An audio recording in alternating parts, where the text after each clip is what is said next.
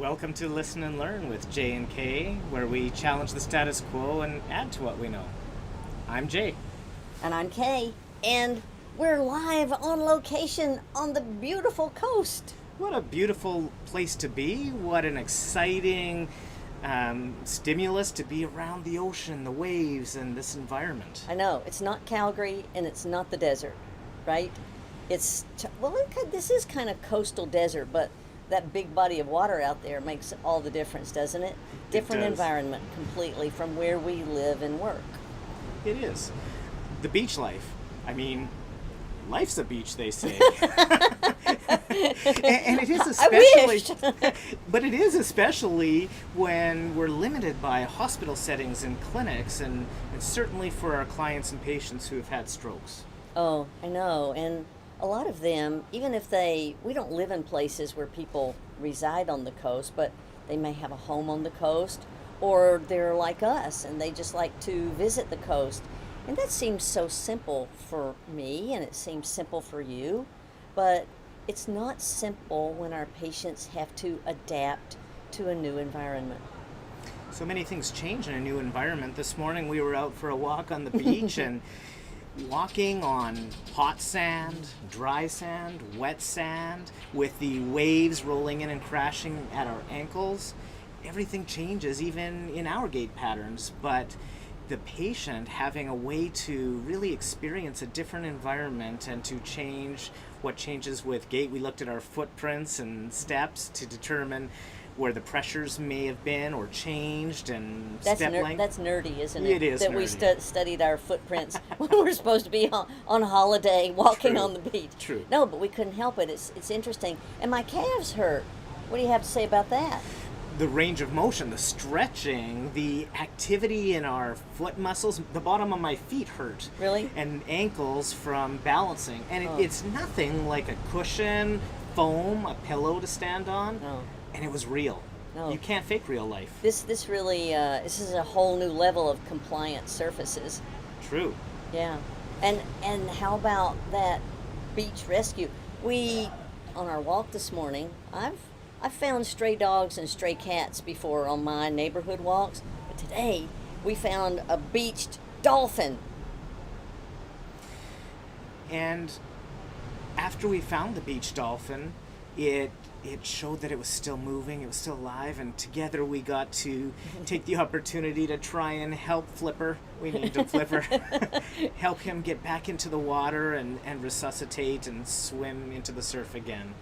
And you just never know about the variability and the adaptability of working within a real environment. Yeah.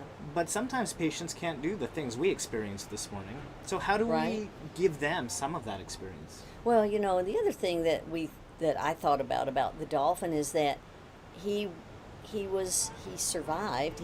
I don't think he had been washed up for long, but he was damaged by something. We don't know what the event was.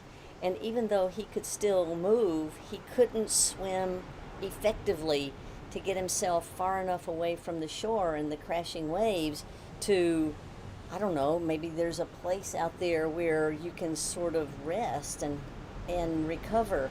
And that really made me think of patients, because it's like they're fighting a riptide, and they're fighting the crashing waves, and they're fighting the sinking in the sand. And I mean, all those things are just sort of analogous to what the struggle is for recovery from a stroke, don't you think?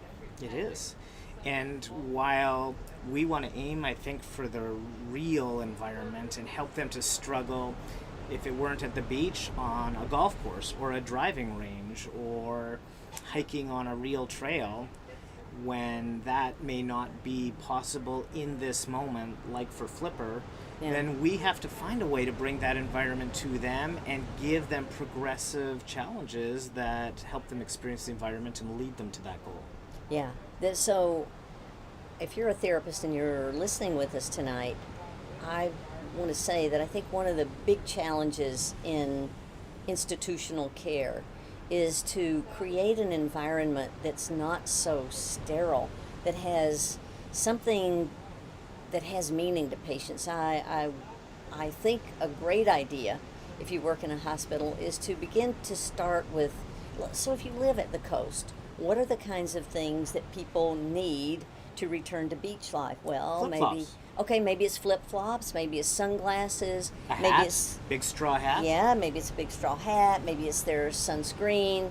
I know my sister likes to walk on the beach and collect seashells. And hi, if you're listening, sister.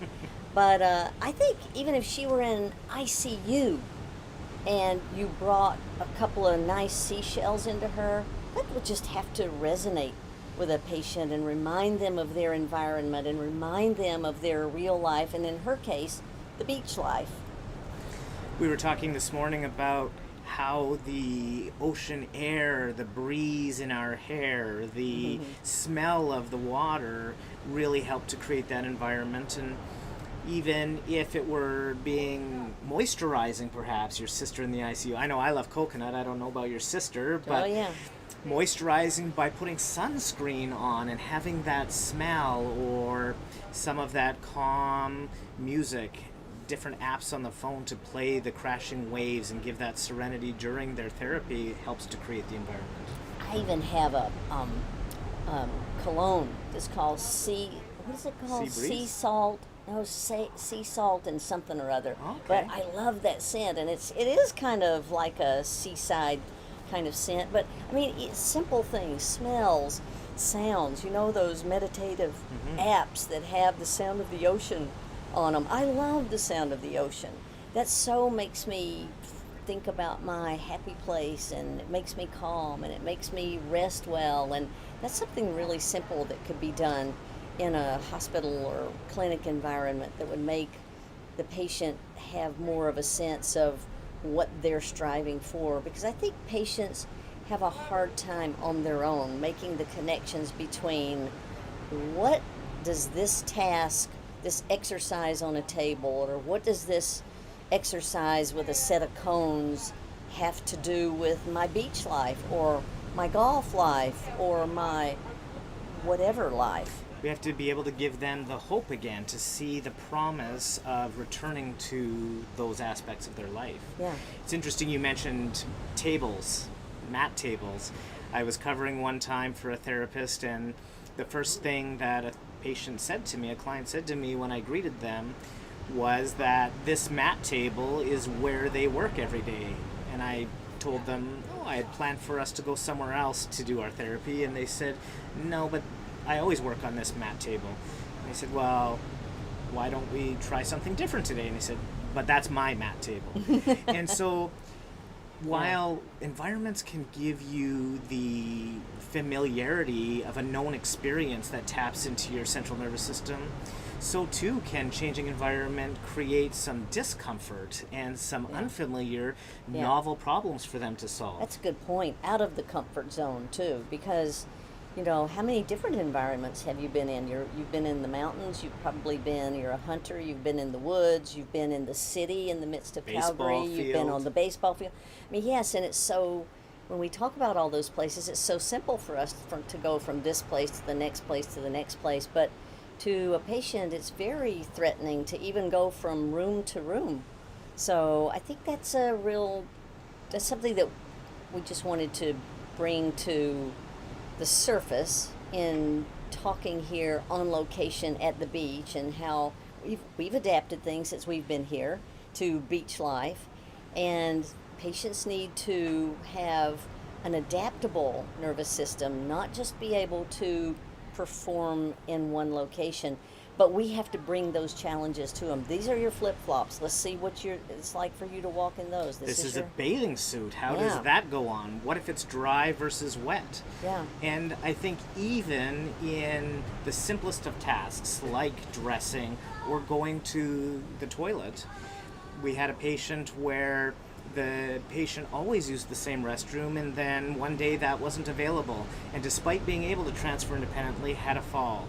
And so learning from that and realizing that perhaps the best therapy over the subsequent days is a tour of the toilets. Yeah. And challenge yourself to explore all environments, even in a clinic or hospital setting. Musical chairs, musical toilets. Sounds like fun. Party games. Party. So bring life to your therapy by thinking about environment and thinking about things that belong in that environment, and set it up in a way that makes the patient be challenged, but it's something that would be totally worth working for to them. It's been fun talking to you on It's been location, fun Jay. talking to you. Get out there, challenge yourself in new environments, your patients in new environments, and have some fun with that variety. Thanks, babe. Thank you. We'll see you again in a couple of weeks with another edition of Listen and Learn with J and K. Please feel free to leave comments and share your thoughts on our podcast. Thanks for joining us.